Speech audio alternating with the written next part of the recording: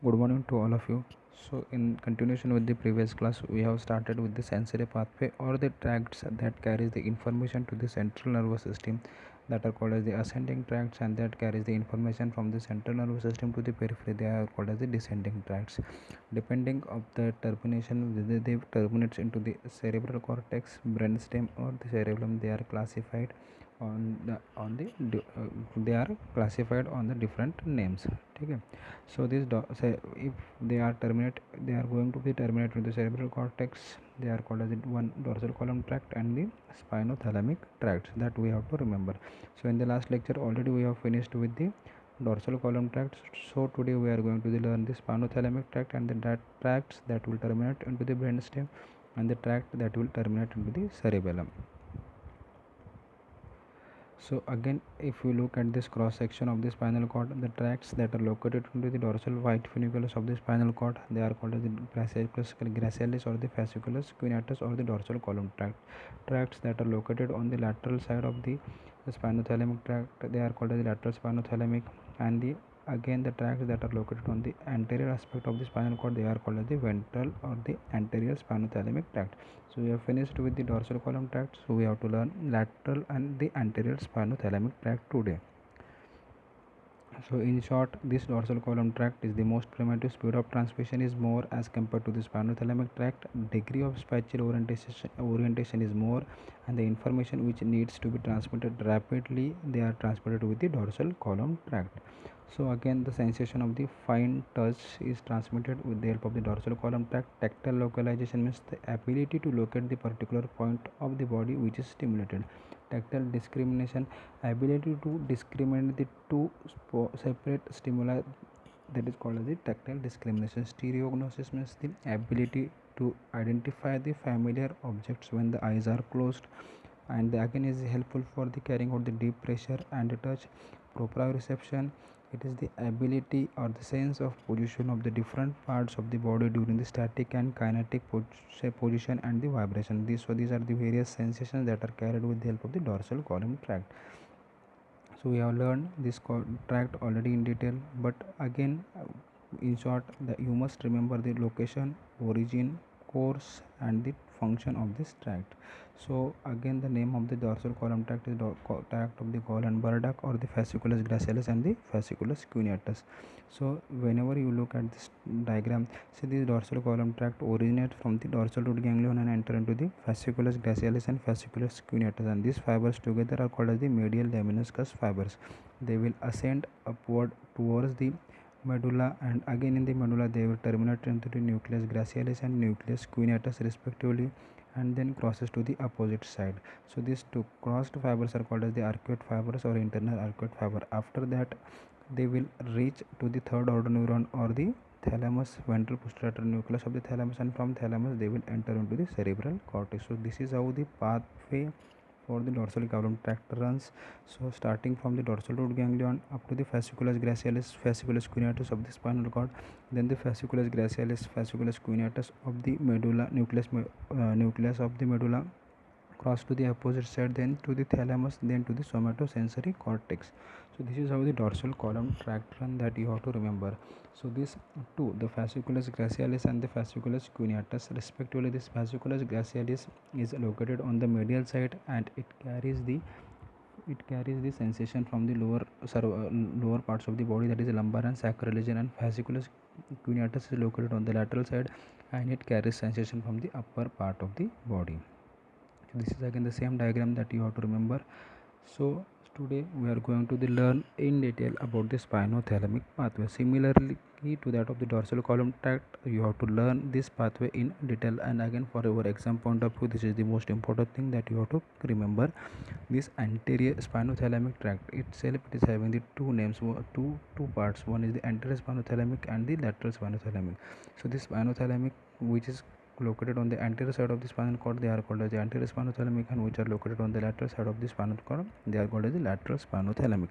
Both these tracts carry the sensation of the pain, temperature, crude touch, tickle itch, and the sexual sensation. So out of this the anterior is responsible, they carries the crude touch, anterior is responsible for the carrying out of the crude touch, the pressure sensation, and the lateral is responsible for the carrying out of the pain, temperature, and the equal and sexual sensation. So these are the lateral spinothalamic tract. So similar to the dorsal column tract, again the location, origin, course, termination, and the functions that you have to remember for the spinothalamic tract. So this spinothalamic tract itself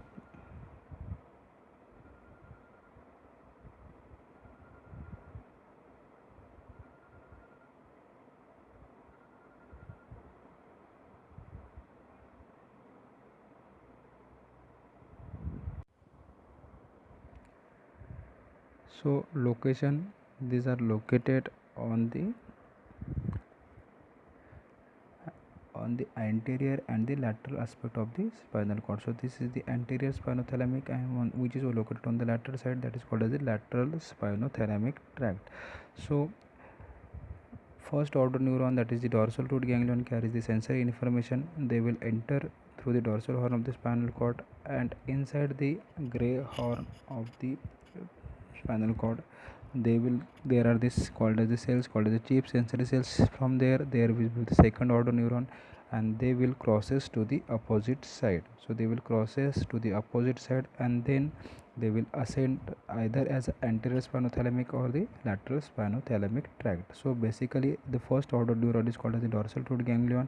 Second order neuron itself starts from the chief sensory cell of the gray horn, and they cross to the opposite side, and they will ascend as a anterior spinothalamic or the lateral spinothalamic. Now here one thing that you have to remember, so whenever the chief sensory cell, the fibers for the anterior spinothalamic tract will ascend one or two segment on the same one or two segments on the same side, and then crosses to the opposite side. But the fibers for the lateral spinothalamic tract, they will crosses to the opposite side immediately. This is the main thing that you have to remember.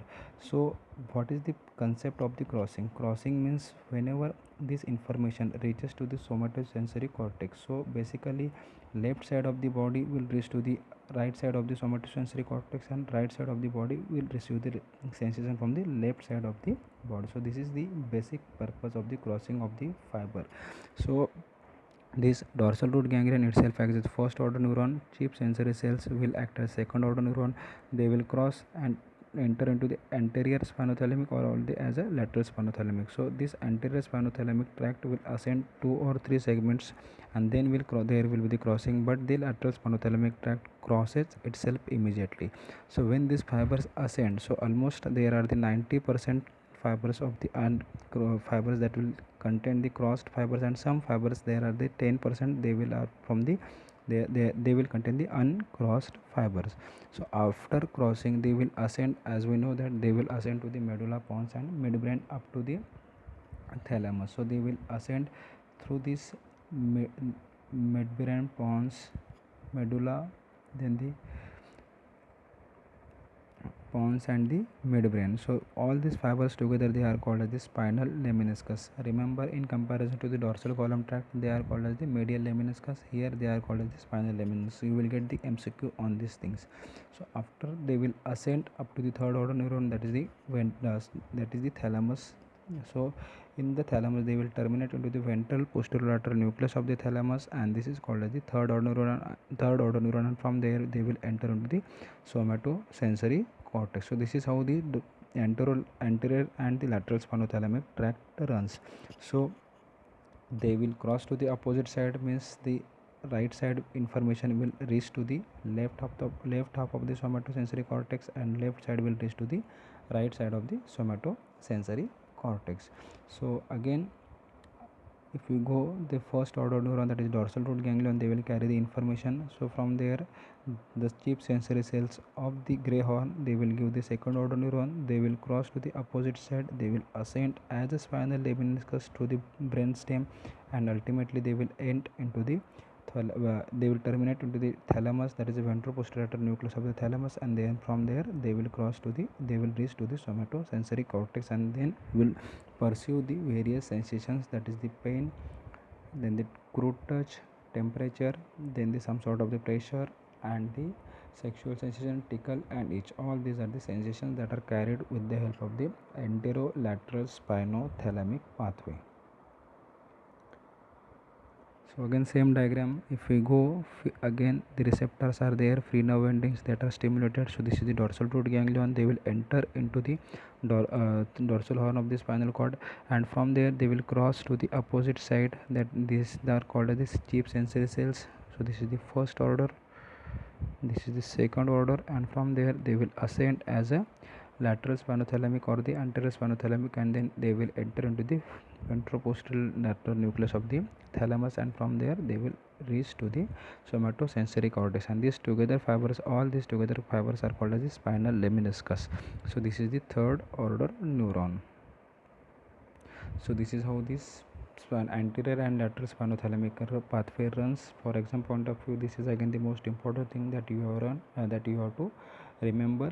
So this anterior and lateral spinothalamic tract carries the sensation of the pain, crude touch, temperature, itch, tickle, and the sexual sensation, and some sort of the pressure. So these are the various sensations that are carried with the help of the anterior and lateral spinothalamic tract. So if you look at this diagram, so whatever the fibers, so that comes from the the fibers that comes from the sacral part, the fiber that comes from the sacral part,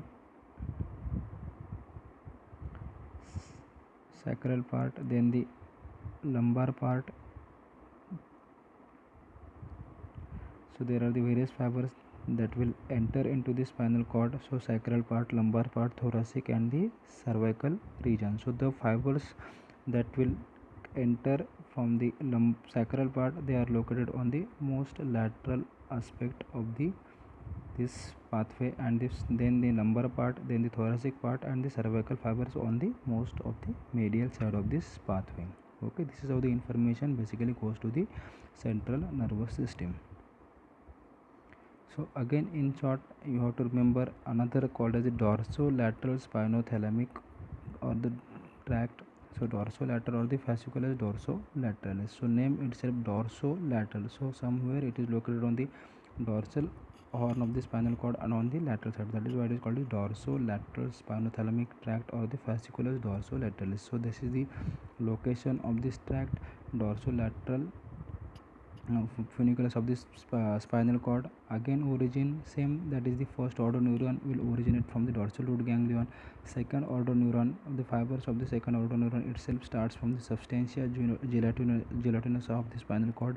Third order neuron, it is itself located in the thalamus, and the function of the dorsolateral spinothalamic or the fasciculus dorsolateral tract main function is carries the pain and temperature mainly from the skin. So pain and temperature mainly from the skin, it is carried with the help of the dorsolateral spinothalamic tract. So this is that you have to remember. So location, it is located on the dorsolateral side of the spinal cord. Origin, the first order neuron itself originated from the dorsal root ganglion. Second order neuron, so this first order neuron enters or terminates into the substantia gelatinosa of the spinal cord as the lamina 2 of the spinal cord, and from there the second order neuron crosses to the opposite side. Then they will ascend through the medulla, pons, midbrain up to this thalamus, and the third order neuron itself starts from the thalamus, and they will they will carry this information to the somatosensory cortex. So this is the how dorsolateral spinothalamic tracts runs. So again the same diagram that we have already learned. So this is the dorsolateral fasciculus, so dorsal aspect of the spinal cord, and the on the lateral side. So this is one tract that we have learned, and lateral spinothalamic tract that already we have finished. Then the ventral spinothalamic tract that already we have finished, and this is the fasciculus gracilis and the fasciculus cuneatus that is located on the dorsal side of the spinal cord. So these are the tracts that terminates into the cerebral cortex. So one is the fasciculus gracilis, fasciculus cuneatus, anterior and lateral spinothalamic tract, and the dorsal lateral spinothalamic tract that you have to remember for your exam point of view. So this is the diagram, this is the table again showing the dorsal column tract. So at least you must know, as I told you, origin, course, and the function already we have revised, and that we are not going in detail again. So similarly lateral spinothalamic tract, origin, course, function. Then the anterior spinothalamic tract, origin, course, and the function. And the after that, the next is the tracts that terminates into the brainstem. So up to this we have finished. Now the next classification of this tract or the ascending tracts, the tracts that terminates into the brainstem, that we have to remember.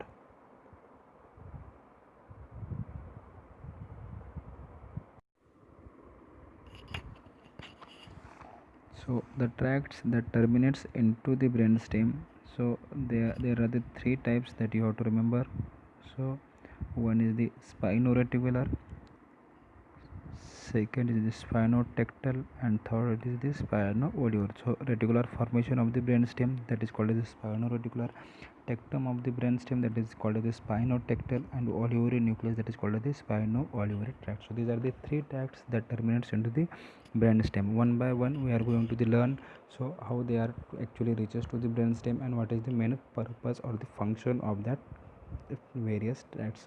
Remember one thing, usually for your exam point of view they will ask the various classification of the tract, but nobody will going to the ask in detail about the tracts that terminates into the brainstem. But still for your MCQ point of view and various aspects viva questions, you must be remember these tracts thoroughly also. So spino-reticular tract, so spino-reticular tract location it is and origin. So location, anterolateral white funiculus of the spinal cord. So it is located into the anterior and lateral side of the spinal anterolateral white funiculus of the spinal cord, and they will fibers will originate, or the first order fibers originate from the lamina 7 of the spinal cord. So you will learn various laminas of the spinal cord into the subsequent class. So they will originate from the lamina 7 of the spinal cord. So course of this tract, some fibers will cross to the opposite side and some will be the uncrossed fibers, and ultimately they will terminate into the nucleus reticularis, gigantocellularis, and the in the pons in the medulla, that is the nucleus reticularis, gigantocellularis, and in the pons the nucleus reticularis pontis. So this is the termination of this tract. So medulla, nucleus reticularis, gigantocellularis, and in the pons nucleus reticularis pontis. So this is the termination. So basically they originates from the anterolateral white funiculus of the located into the anterolateral white funiculus of the spinal cord. So they will originate from the first order neuron from the lamina 7 of the spinal cord. They will cross to the opposite side. Some fibers will crosses to the opposite side, some will be uncrossed, and they will pass to the brainstem, that is they will terminate into the medulla, that is the nucleus reticularis, gigantocellularis, and into the pons, that is the nucleus reticularis pontis. And these functions of this main function of this spino-reticular tract, spino-reticular. So this reticular system plays an important role into the arouseness or alertness or the consciousness of this particular subject. So that is why they are the component of the reticular activating system, and they are concerned with consciousness or the alertness into the particular individual. So this is the main functions of the spino-reticular tract. So they are terminating into the reticular system, so they are the concerned with the consciousness and the alertness of that particular individual. So whenever if you are into the deep sleep, sometimes the fibers are stimulated, and then even if we get the pain test, temperature or the pressure sensations, ultimately we become aroused or the alert. And because this alertness or the arousal occurs because of the various fibers that will terminate into the reticular activating system of the brain. So reticular activating system plays an important role in the alertness. Similarly, some fibers of the spino-reticular pathway terminates into the reticular activating system. That is why they are helpful for the they are concerned with the alertness and the consciousness of that particular individual. So this is how the spino-reticular tract runs. So second, spinotectal. Spinotectal starts from the spinal cord and terminates into the rectum of the midbrain. Location, it is located into the lateral white funiculus of the spinal cord and originate from the chief sensory cells of posterior gray horn of the spinal cord. Similar to that, again some fibers are crosses to the opposite side and some ascend along with on the same side along with the spinothalamic tract, and they are going to the terminate into the superior colliculum of this tectum. So this is the termination of the spinotectal tract that you have to remember, superior colliculus of this tectum. And this superior colliculus is main function of the superior colliculus, and spinotectal tract is the spino-visual reflexes. So main function of this is the spino-visual reflexes. So this, this is the main function of the spinotectal tract. Spino-visual reflexes means the helpful into the movement of the eyes in relation to the various sensory stimulations that comes to the spine. So helpful for the various eye movements in response to the various stimulations of the spinal cord, that is called as spino-visual reflexes. So this is the spinotectal tract that you have to remember. So starts from the lateral white funiculus or located into the lateral white funiculus, originate from the chief sensory cells of the posterior gray horn, crosses to the opposite side, some are uncrossed, and terminate on the superior colliculum of this midbrain, and they are concerned with the spino-visual reflexes. This is the spinotectal tract. Third, that is the spino-olivary tract. So again, this most it is located in the most of the anterior part of the white funiculus, originate from the non-specific cells, crosses to the opposite side and ascend along with the anterior spinothalamic tract and terminate into the olivary nucleus of the spinal midbrain. And that function, this olivary nucleus itself plays an important role into the proprioception. So they are also the component of the proprioception. Proprioception is nothing but the sense of position of the body during the static as well as the kinetic position. So this is called as the proprioception. So they are helpful for maintaining the posture or the proprioception. So spino-olivary tract. So this is the second that you have to remember. Third one, so we have finished. One is the spino-reticular tract. So main component of the reticular activity system, so they are concerned with the conscious and alertness. Second, that is the spinotectal tract. So tectum of the midbrain terminate into the superior colliculus, and they are a component of the spino-visual reflex. And third, that is the spino-olivary tract. So terminates into the olivary nucleus, and they are concerned with the proprioception. At least if you are not able to remember these things, but you must be able to remember the different functions of this tract, because you will get the MCQ on each and every tract. So spino-olivary tract function is the proprioception, spinotectal tract function is the spino-visual reflexes, spino-reticular tract concerned with the conscious and alertness. So these are the various tracts that terminates into the brain stem. Lastly, so we have finished with the reticular, spinotectal and the spino-olivary tract. So now the tracts that terminates into the cerebellum. So there are the dorsal spinocerebellar tract and the ventral spinocerebellar tract and the cuneo-cerebellar tract that you have to remember. So dorsal spinocerebellar. So name again, location, course and the function. So dorsal spinocerebellar, location and origin, located into the lateral funiculus of the spinal cord, dorsal side of the lateral funiculus of the spinal cord, and the axons of these neurons originate into the posterior root ganglion or the dorsal root ganglion.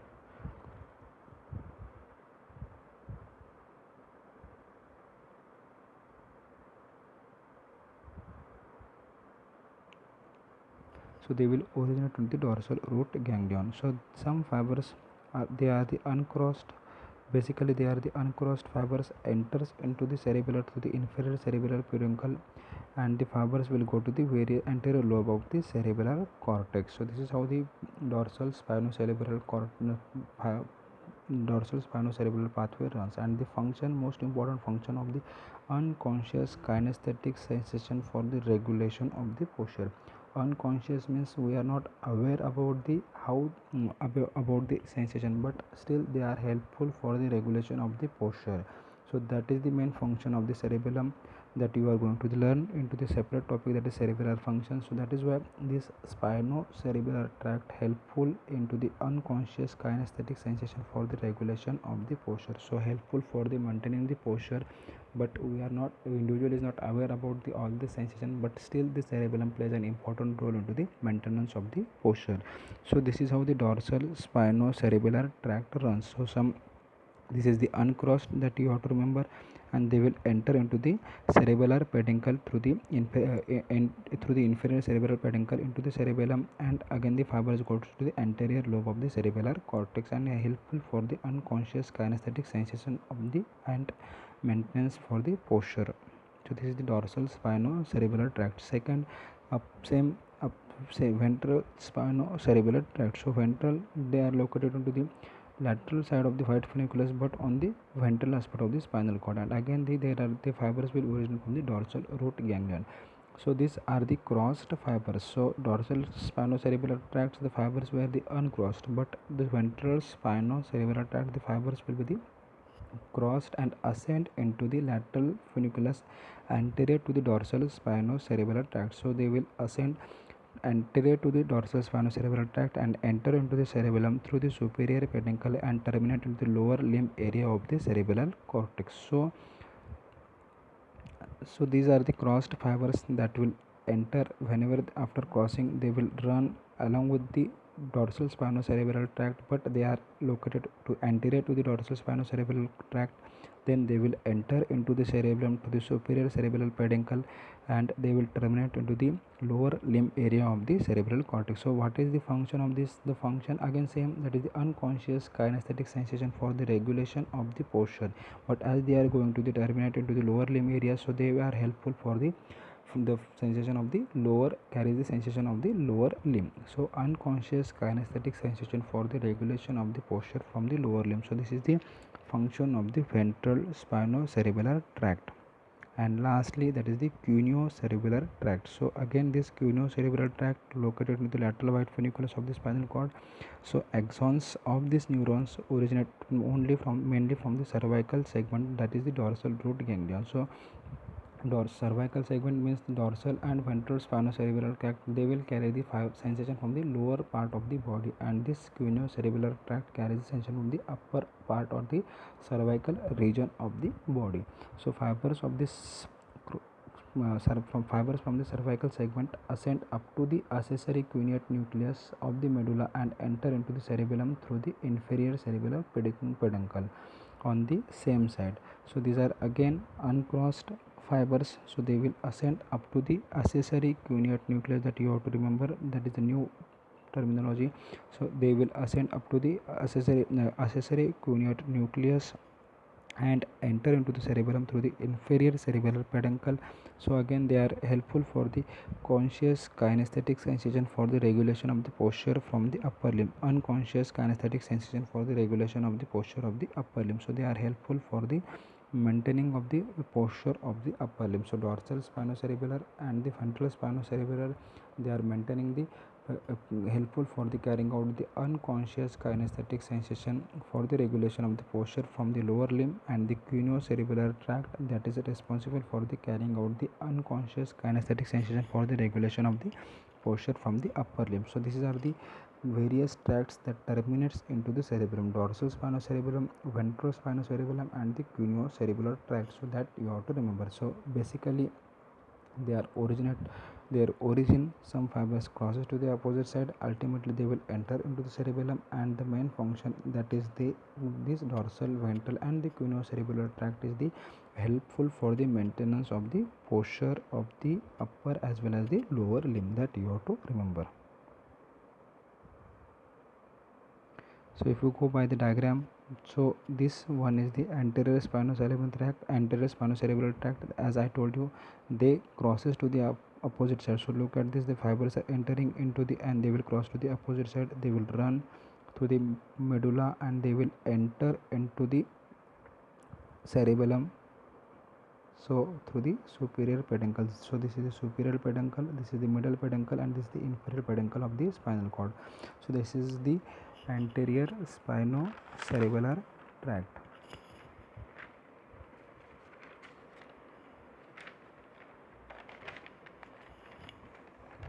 Second is the posterior spinocerebellar tract. So posterior spinocerebellar tract, again the fibers will enter through the dorsal root ganglion, they are the uncrossed, they will ascend on the same side and enter into the cerebellum to the inferior cerebellar peduncle. So this is called the posterior cerebellar posterior spinocerebellar tract, and third one, that is the cuneo-cerebellar tract.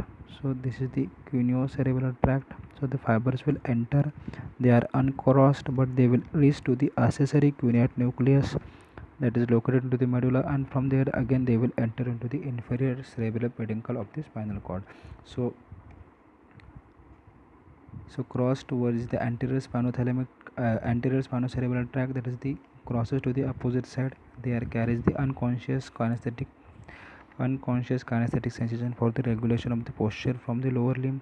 Similarly, that is the posterior spinocerebellar tract, this is the uncrossed, they will enter into the cerebral peduncle through the inferior cerebellum through the inferior cerebral peduncle, and both these together carries the unconscious kinesthetic sensation for the regulation of the postures of the lower limb. And this spinocuneocerebellar tract, the fibers will enter, cross to reaches to the up to the accessory cuneate nucleus, uncrossed fibers, and enter into the cerebellum through the inferior cerebral peduncle, and these are responsible for the mental unconscious kinesthetic sensation for the regulation of the posture from the upper limb. So this is how these tracts, that is the dorsal, ventral, and the cuneocerebellar tract, are responsible for the maintenance of the posture. So these are the various tracts already that we have learned. So anterior and lateral spinothalamic tract, that is responsible for the pain, temperature, tickle, itch, crude touch, fasciculus gracilis, fasciculus cuneatus.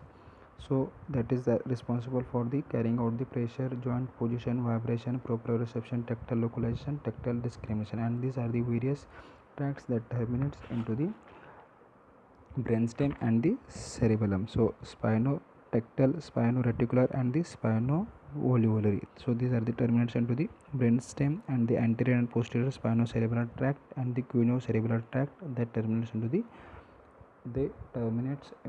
cerebellum. So these are the various tracts that you have to remember, ascending as well as the ascending tracts terminating into the cerebral cortex, tracts terminating into the brainstem, that is the spinotactile, spinoreticular, spinovolvulary tract, and the tracts terminating into the cerebellum, that is the anterior and the dorsal spinocerebellar tract and the cuneocerebellar tract. So this is how that you have to remember.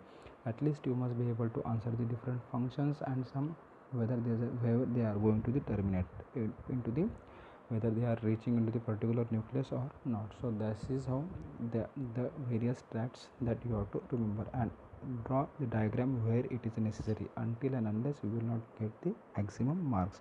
So this is all about the tracts or the ascending tracts. So in subsequent lecture you are going to learn about the descending tracts. Thank you very much.